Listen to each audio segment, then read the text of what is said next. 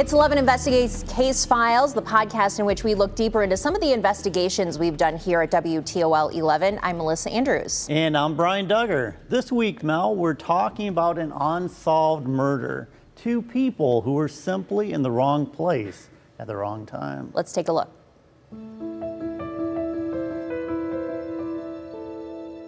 It was an unusual 10 p.m. Taco Bell run on a Sunday night, only a few minutes from their home on Lincolnshire Boulevard, where they'd lived for 3 years.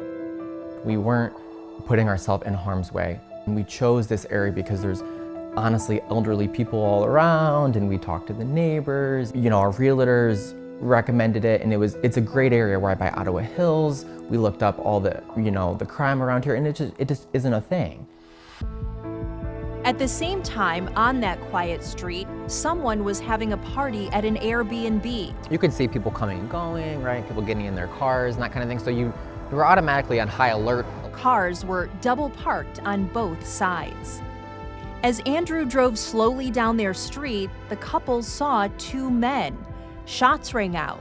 Cole was shot in the head. I knew there was gunshots, and I look over and I see he was bloody.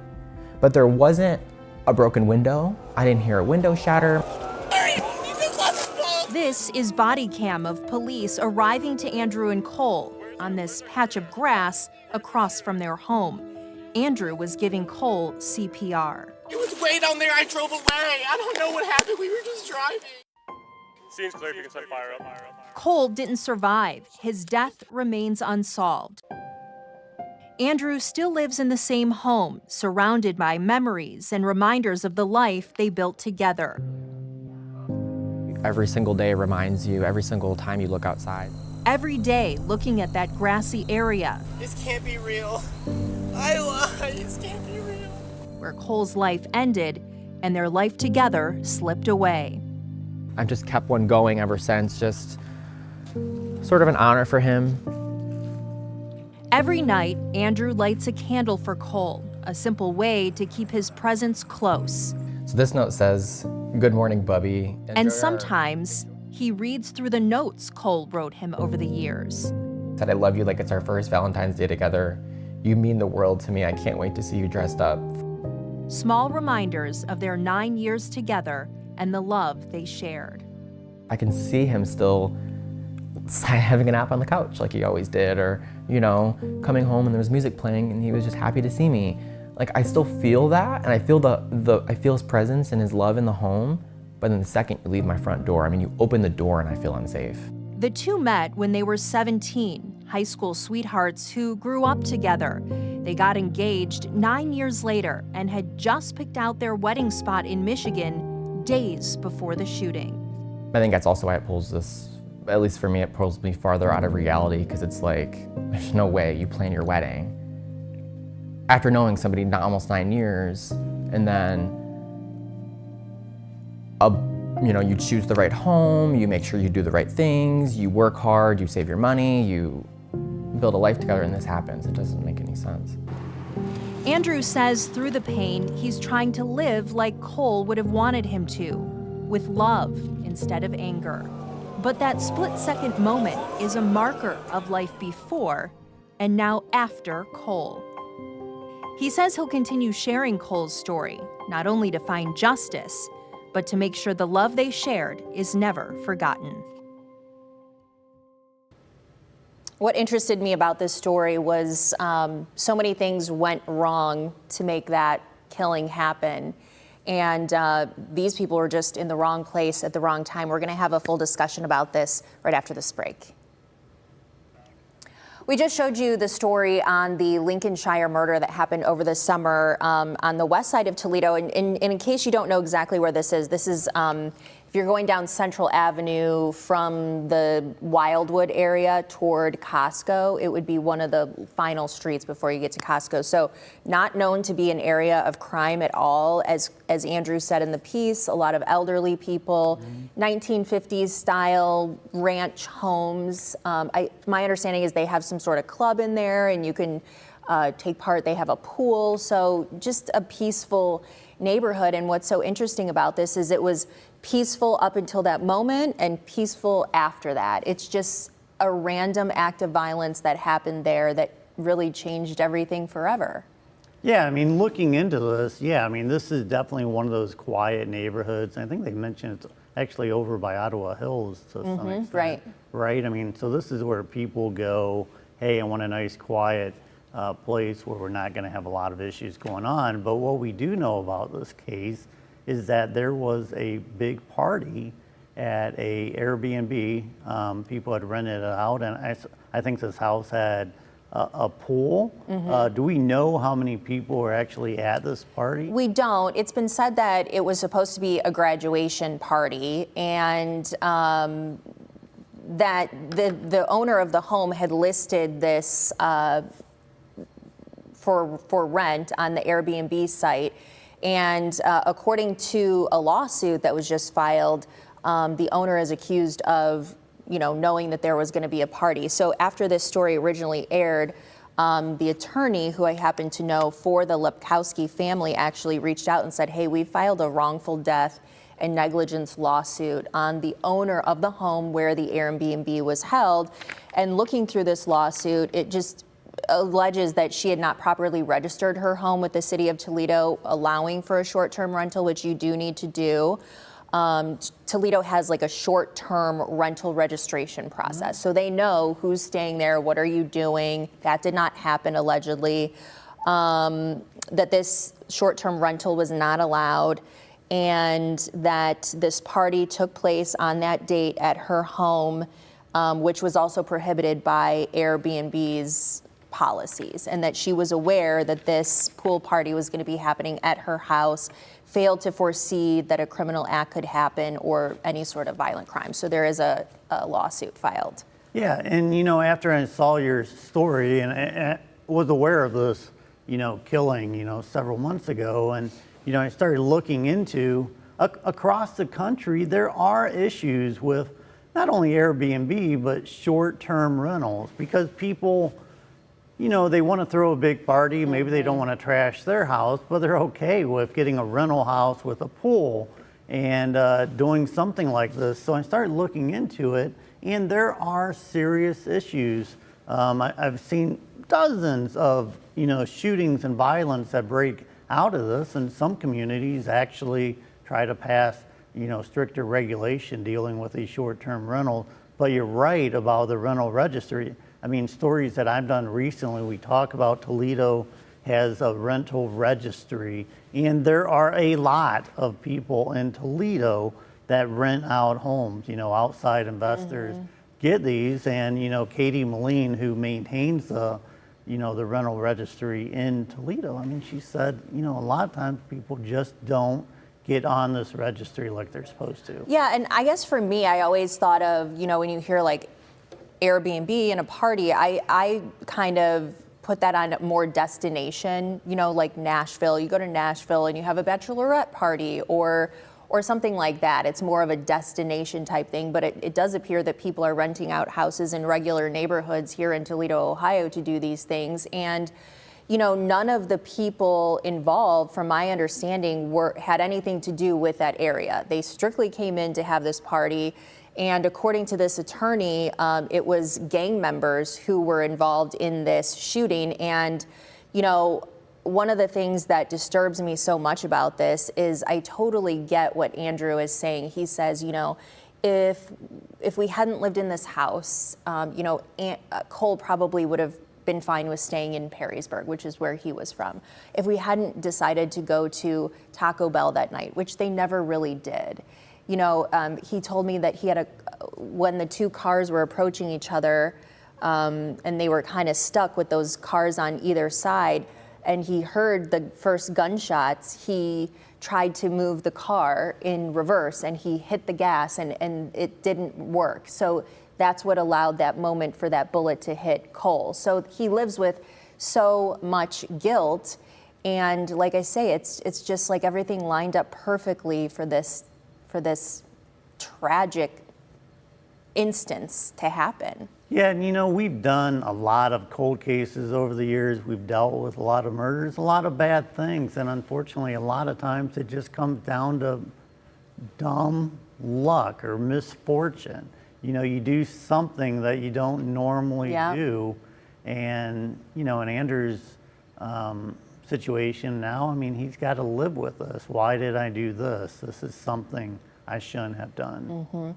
I think it's a good time for a break. We're going to come back and pick out some of the things that Andrew said in this interview and kind of dissect that right after this. It's 11 Investigates Case Files. We're back talking about the East Lincolnshire Boulevard murder that happened over the summer, June 29th here in West Toledo. One of the things, talking to Andrew, the fiance, who was in the car with Cole Lepkowski, who was tragically killed, you just can't imagine the horror. It's really something that we've seen in movies, but to be driving down your own street and to have someone shot in the head next to you, and you're in that fight or flight mode, and then you are the one performing CPR. The cops come, and I thought they were pretty harsh to him on the body cam. But when you think about it, and they're looking for the shooter right there, because the police know if we don't catch him right now at this party, the chances that we're going to catch him after that could be nil. I'm wondering if they were almost wondering, it's like, well, could Andrew have been the guy that pulled a gun out and shot him, or did they know immediately that the shot had come from outside the vehicle? Yeah, and that's a good question for them, and they're not talking about the investigation. But I think, when you hear, they're like, "Where's the shooter? Where's the shooter?" They're yelling, and I think he had sped down the street to try to get to safety, and he ended up in front of his own home. So I think probably at that point, the police they don't know if Cole and Andrew were a part of the party, if they knew the people, and maybe they knew who shot them. So, I mean, this was just in the very first moments that they're arriving there. So, I mean, I'm sure that they're going through every possible scenario and just trying to prevent that shooter from leaving the scene, which they had probably already done. Yeah, and you think about, I mean, this shooting was at like 10:30 at night, so it's like pitch black outside.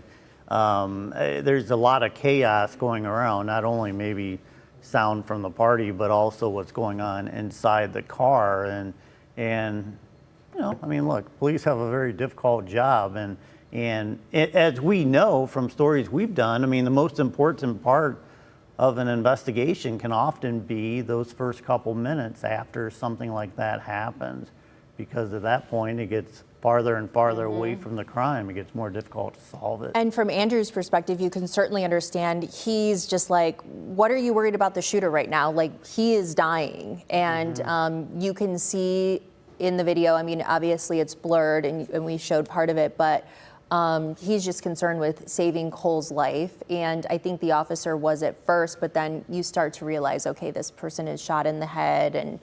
And so you also kind of see that transition from life-saving mode to really looking into where is the shooter. Yeah, I mean, we were talking about this during the break, but sometimes I think maybe when we're driving through a rough part of town, I mean, your senses are kind of heightened, and you're like, oh, what if somebody, jumps out of the car or something like that? What am I going to do in the situation? But when you're driving right by your house in West Toledo, a very safe part of town, you are not thinking about any of this. So then it happened, and immediately, Andrew had to figure out, what do I do now? And I don't know. I don't know how I would have processed it. Well, let's take a look at what he said.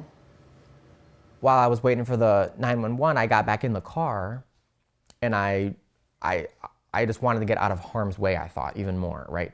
To help protect me, and I didn't know what was coming. So we went down the street. I drove down the street, 3-4 houses, which ironically is practically my front yard. Yeah, so I think I pointed out in the story that there's this patch of grass across the street. That's where they ended up, and you can see it out their front picture window. Every time he leaves the home, there is that spot where he landed and pulled Cole out, and where he ultimately really lost his life, right there in the front yard. Me personally, who can be very emotional at times, I don't know how you deal with that every day. So I mean, I guess that is a question. I mean, you sat And down with this safety as guy. well. You know, you think, isn't he worried that someone will come back since he was there when it happened? I mean, he's a And- witness. And again, we've seen this, particularly the Nancy Eagleson case. I mean, the sister for years, Nancy Eagleson, she was abducted and killed in Paulding back in 1960. Sister witnessed it. For years, she had to deal with nightmares of people coming back and finding her. So I would guess that Andrew's like, hey, I'm a loose thread in this whole thing. What if somebody wants back and kill me? Well, I know he's kind of beefed up his security, but I also think, you know, it's a place where he feels connected to Cole, and I've seen that with other people too, where they choose to look at it that way. This is the place that we made together and where we lived, and we were going to build our future together. And so I think there's, you know, that's definitely what he's going with now. So they've been together for 9 years. They met in high school, and I'm guessing they lived in this house for a while. And For did they 3 years. own it together? Yep, for 3 years. And they made it their own, and they were friendly with a lot of the neighbors in the area. I think they just believed that it was I know that they had talked about the fact that there was going to be a party. My understanding is the owner of the home sent out a message to a bunch of the neighbors that there was going to be a party. They thought it was a graduation party. When I hear graduation party, I'm thinking like families, teenagers, you know, coming and going. I'm not thinking anything beyond that, really. Yeah, you might need to tell them, hey, can you guys turn the music down a little bit? You guys are being a little obnoxious. Not that you're Gonna firing have guns. a shooting, right? And so I asked Andrew too, because now it's been 4 months. I said, "Are you frustrated at all that you've not heard anything about the investigation? Where do your feelings stand on anger toward the killer or the circumstance? And have the police been cooperating with you or giving you information, I should say?" So here's what he said about that. They already warned me. It wasn't a clean cut. The person wasn't arrested the night of. It's more sticky than that. So I'm not frustrated with them. I trust they're doing their job, and you know they fill me in every now and then. The detective that he's working with gives him an update every few weeks. He just seems to be okay with the fact that it's going to take some time. Right, and obviously they were a same-sex couple, and we've seen it across the United States where sometimes same-sex couples are victims of violence, people who don't like the lifestyle. Is there any sort of thought on his part that maybe we're targeted, or maybe the police just don't care about us? No, I think that, you know, as you mentioned, it was pitch black. They were driving. I just think that he saw those two men and he didn't know what to make of it, and he went on his way. And I don't think that he feels that the police have not really given the case their attention. I just think that it's, you know, such a terrible, horrific, random thing. And it could have been anyone that was in that car in that place. Right, and that's always the thing that's very striking to me. I mean, we just go about our daily lives worried about what we have to do tomorrow morning at work, and something like this can just be so random. And again, it's just pure dumb luck. And I want to go one step further, because he did point out that he had seen some things posted or whatever that, you know, he and Cole were angry about the cars being double parked, or they told someone, hey, move your car, or they maybe flipped somebody off. And he said none of that is true. We were never unhappy about the party. We were never aggressive with anyone in any way. We were happy to sit there and wait for the car that was coming toward us to come through. They were not in any way agitated about the situation, even to, you know, bring on, they weren't mouthing off or anything like that to bring attention to themselves. It appears, and there are bullet holes in the trunk, it appears that this was 2 or more people shooting at each other somewhat across the street, and that they were caught. Wow. And so we're going to be wrapping this up shortly, but I know they're engaged. Did they actually have a wedding date picked out and where they're going to get married? They had just planned to get married up in Michigan. They had taken a trip to Michigan just days before. I don't believe there was necessarily a date yet, but they did, just come back from picking out their location. This coming week, I want to let you know that I'm going to be interviewing the attorney who filed this lawsuit against the homeowner where the Airbnb was held. And this attorney is representing the Lepkowski family. So we'll have more to come on that. Thanks so much for joining us on this episode of 11 Investigates Case Files. We'll see you right back here next time.